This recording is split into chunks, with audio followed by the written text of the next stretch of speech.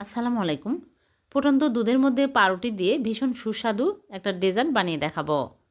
সম্পূর্ণ ইউনিক হবে আর খেতে হবে দারুণ টেস্টি আর খুবই সহজ। আশা করছি আপনাদের ভালো লাগবে। তাহলে চলুন দেখে নেই।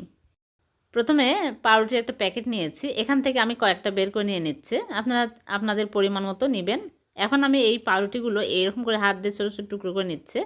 তাহলে ব্লেন্ড করতে সুবিধা হবে।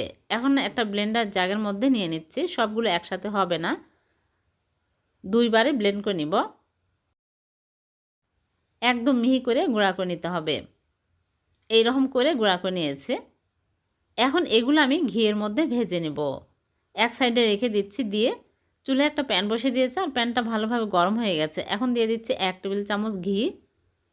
দিয়ে ঘি যখন মেল্ট হয়ে যাবে তখন পাউরুটি গুঁড়াগুলো দিয়ে দিব। ঘি বেশি দিলে এই ডেজার্টটি খেতে বেশি মজার হবে। সবগুলো গুঁড়া দিয়ে আমি হালকা আঁচে নেড়েচেড়ে ভেজে নেব। একটু সময় নিয়ে ভালো করে ভেজে নিতে হবে। খেয়াল রাখতে হবে পুড়িয়ে যেন না যায়। একদম মুসমুসে করে ভেজে নিতে হবে। যখন দেখবেন কালারটা একটু চেঞ্জ হয়ে আসছে আর মুসমুসে হয়ে গেছে, তখন এর মধ্যে দিয়ে দিচ্ছি নারিকেলের গুঁড়া। এখানে 1/4 কাপ নারিকেলের গুঁড়া দিয়ে দিলাম। খেতে আরও বেশি টেস্টি হবে। আরও কিছুক্ষণ নেড়েচেড়ে ভেজে নিয়েছি।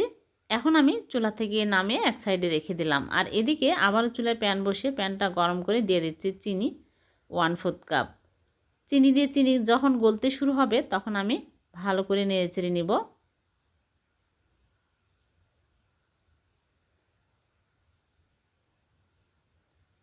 বেশি কালার করব না, জাস্ট চিনি গলে যখন এরকম সুন্দর কালার হবে তখন এর মধ্যে দিয়ে দিচ্ছি লিকুইড দুধ। এখানে 1 কাপ দুধ দিয়ে দিচ্ছে।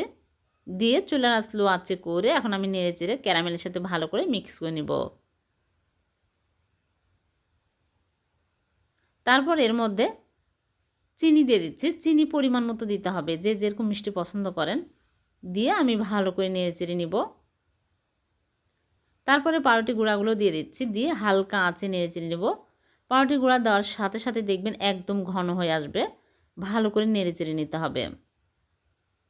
নেড়েচেড়ে শক্ত করে নিতে হবে। দেখুন অনেকটা শক্ত হয়ে আসছে। খুবই মজার এই ডেজার্টটি, আপনারা বাড়িতে অবশ্যই ট্রাই করবেন। আরও টেস্টি করার জন্য এর মধ্যে দিয়ে দিচ্ছি গুঁড়া দুধ 2 চামচ। গুঁড়া দুধ দিলে আরও বেশি ভালো লাগবে খেতে। দিয়ে আমি ভালো করে নেড়েচেড়ে নেব। হয়ে গেছে। এখন আমি চুলা থেকে নামিয়ে একটা মোল্ড নিয়েছি। এই মোল্ডে ফয়েল পেপার বিছিয়ে ঘি ব্রাশ করে নিয়েছে। খাতা কাগজ দিলেও হবে, খুব সহজে মোল্ড আউট করা যাবে এর জন্য। দিয়ে আমি সবগুলো পাউরুটি নিয়ে ভালো করে চেপে চেপে নিব। সমান করে দিতে হবে। তারপরে উপর দিয়ে বাদাম কুচি দিয়ে দিচ্ছি। বাদাম কুচি দিলে খেতেও ভালো লাগবে আর দেখতেও সুন্দর লাগবে। দিয়ে আবারও ভালো করে চেপে চেপে নেব। নিয়ে আমি 10 মিনিট রেখে দিব। 10 মিনিট পরে আমি নর্মাল ফ্রিজে রেখে দিব ঠান্ডা হওয়া পর্যন্ত। ঠান্ডা হলে বের করে কেটে আপনাদেরকে দেখাবো। ঠান্ডা হয়ে সেট হয়ে গেছে, আমি বের করে নিয়ে আসলাম। এখন আমি মোল্ড আউট করে নিচ্ছি। সাইড দিয়ে একটু আলগা করে নেব। নিয়ে আমি প্লেটের মধ্যে নিয়ে নিচ্ছি। নিয়ে ফয়েল পেপার তুলে ফেলে দিচ্ছি। দিয়ে কেটে দেখাচ্ছি কতটা মজার হয়েছে দেখতে। পাউরুটি দিয়ে এত মজার ডেজার্ট আপনারা বাড়িতে অবশ্যই ট্রাই করবেন। খেতে কিন্তু দারুণ স্বাদের হয়। এখন আমি কেটে নিচ্ছি। হয়ে গেল পাউরুটি আর দুধ দিয়ে ভীষণ সুস্বাদু ডেজার্ট। ছোট বড় সবাই অনেক পছন্দ করবে, অনেক টেস্টি হয়। একটা ভেঙে দেখাচ্ছি কেমন হয়েছে। ভিডিওটি ভালো লাগলে লাইক কমেন্ট শেয়ার করে দিবেন, অন্যকে দেখার সুযোগ করে দিবেন। আর এরকম সহজ নতুন নতুন রেসিপি পেতে আমার চ্যানেলটিকে সাবস্ক্রাইব করে চ্যানেলের সাথে থাকবেন। আবারও দেখা হবে এরকম নতুন কোনো রেসিপিতে। আল্লাহ হাফেজ।